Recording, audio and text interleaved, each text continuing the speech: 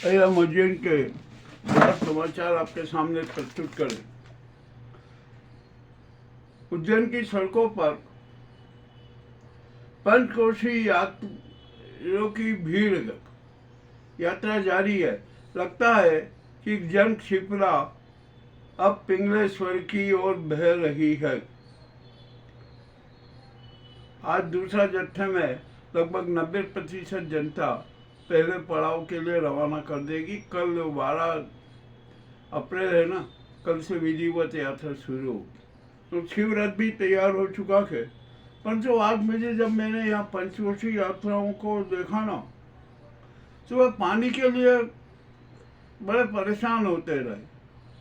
कहीं पर जो जन सेवा का जो ढोंग रचने वाले, जो नाटक करने वाले हैं ना, कई जल सेवा करते हुए नजर नहीं आए। पर फिर भी कहीं कहीं कुछ स्थानों पर जल सेवा की गई। कंठार चौराहे पर श्री राम मोबाइल्स, जब उन्होंने लगा कि यह पानी की व्यवस्था करना चाहिए, तो उन्होंने एक पानी की व्यवस्था की जल मंदिर के रूप में। ठीक है भैया, जो भी होता है वो तो हो ही रहा है ना, अब तो क्या करें। यहाँ पर तो बड़ा स्वार्थ का जमाना है। अरे ये जो पंचकोशी यात्री है ना, ये हमारे अतिथि हैं, उनका सम्मान करना है, उनकी सेवा करना है। कीजिए, सेवा कीजिए।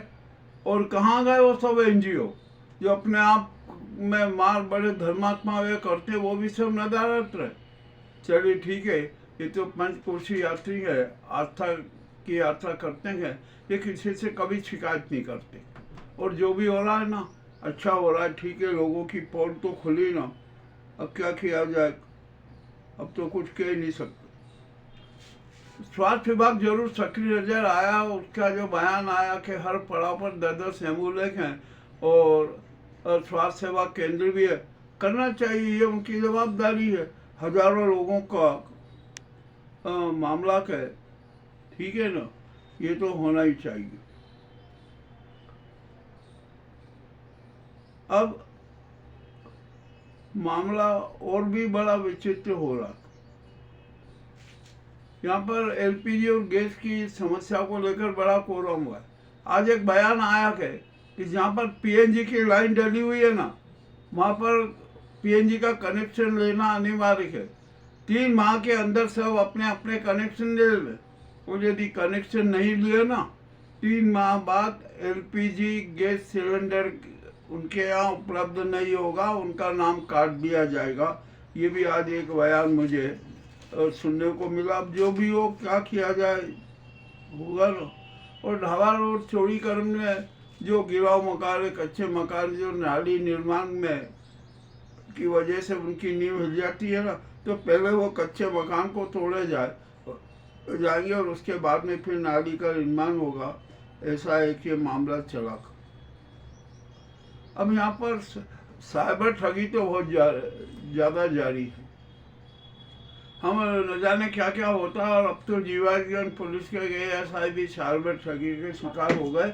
1 लाख के करीबन उनको चोट लगी। शहर में गुंडावाद भी चरम पर है, उस पर भी कोई रोक नहीं लग पा रही है।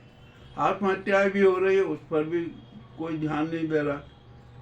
और यहाँ पर अब तो भ्रष्टाचार भी इतना पुराना है और समस्या बन गया है कि बिना भ्रष्टाचार के से कुछ काम होता ही नहीं। साधु संतों में भी बड़ा हड़कंप मचा हुआ है, उनके काले कारनामे उजागर हो रहे हैं। मीडिया के प्रति तो जनता में बड़ा आक्रोश है। वो सब कहते हैं पत्रकार थोड़ी है, ये तो संभ्रांत भिखारी हैं।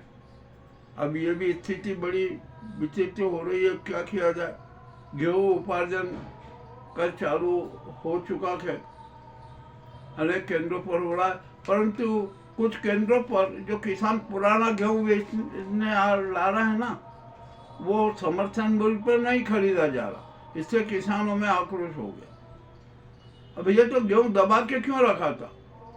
पुराना गेहूँ जब आपका उत्पादन बेचना है तो आपको बेचना चाहिए। अब ठीक है, आज 11 और 12 तारीख के आज स्लॉट नहीं बुक हुए। अब 12 के बाद 13 को स्लॉट बुकिंग होगा, फिर वो चलेगा। मामला तो बड़ा विचित्र ही होता जा रहा। अब यहाँ पर हालात और भी ज़्यादा हुए, गर्मी के तेवर तीखे तेवर जारी हो रहे, गर्मी और अब परेशान करेगी। मामला अच्छा है, जो भी है होता ही रहेगा। हमें तो जिंदगी जीना है ना, तो सब कुछ करके जीना ही पड़े। परंतु एक बात ध्यान रखना, जो ये सरकार, जो प्रशासन और जो लोग घाव दे रहे हैं ना, जख्म दे रहे हैं ना, उनको सदा हरे रखना। यदि जख्म भरा गए ना, तो बस समझ लेना उसमें मरहम मत लगाना, वो जख्म को हरे ही रहने देना, ताकि याद रहे कि ये किस किस चेहरे ने क्या क्या किया। ये भी आपसे आज विशेष बात है। अब यहाँ पर रंगदारी भी खूब वसूली जा रही, खूब लूट मची हुई है, व्यापारी खुलेआम लूट रहे। आप सोच लीजिए कि एक कचौरी समोसे जो 10 रुपए में मिलते थे, उनकी कीमत 15 रुपए कर दी, यानी 50% मूल्य वृद्धि कर दी। वाह भाई, क्या बड़ी बात है। जब हमने कुछ लोगों से, होटल वालों से पूछा ना, तो बोले साहब आपको नहीं पता, आप खाली पूछ रहे हो। जो गैस की टंकी ब्लैक में आ रही है ना, वो 2300 से 2500 रुपए में खरीद रहे हैं। तो वो होटल वाले ने तो बोल दिया, किंतु इससे स्पष्ट हो गया कि गैस सिलेंडर की भी भारी कालाबाजारी हो रही है।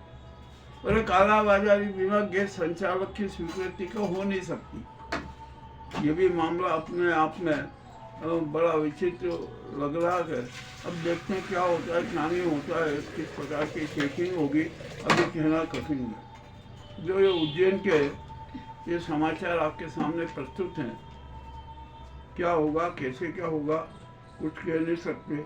उज्जैन तो अराजकता पूरी तो हुई, यहाँ बहुआयामी अराजकता विद्यमान है, उसका कोई उपचार भी नहीं है।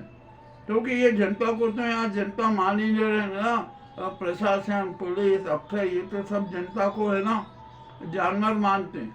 अरे ये ऐसा यथास्थितिवादी इन जानवरों के लिए क्या सुव्यवस्था करना। तो हमारा पूरा शहर कुप्रबंधन और कुव्यवस्था की गिरफ्त में है। महाकाल मंदिर में क्या हो रहा है, दूसरे के मंदिरों में क्या क्या खेले हो रहे हैं, ये भी किसी से छिपा नहीं है, हमें सब कुछ पता। अब हम सबके राज खोलेंगे, किसी से डरते थोड़ी है, न डरे न डर, हमें किसी प्रकार का डर है। हम तो सच सबके सामने प्रस्तुत कर देते हैं। ये उज्जैन के जो महत्वपूर्ण समाचार थे वो आपके सामने प्रस्तुत हैं। और यहाँ पर भू माफियाओं का भी उन्माद चरम पर है।